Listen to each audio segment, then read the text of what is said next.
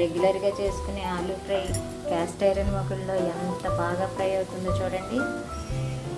సమానంగా వేగుతుంది, అస్తమానం కలపక్కర్లేదు, అడుగంటకుండా నీట్గా వేగుతుంది. వేగింది బంగాళదుంపలు.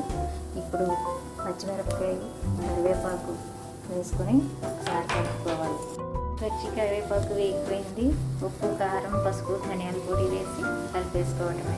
నిదానమే ప్రధానం అన్నట్టు అడుగంటకుండా నెమ్మదిగా సమానంగా వేస్తుంది క్యాస్ట్ ఐరన్ మొగుల్లో.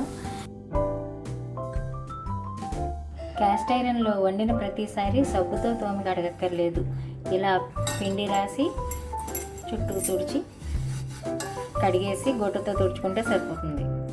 పిండితో తుడిచేసాక ఇలా అయింది. తుడిచేసిన పిండిని పడేసి వాటర్తో కడిగి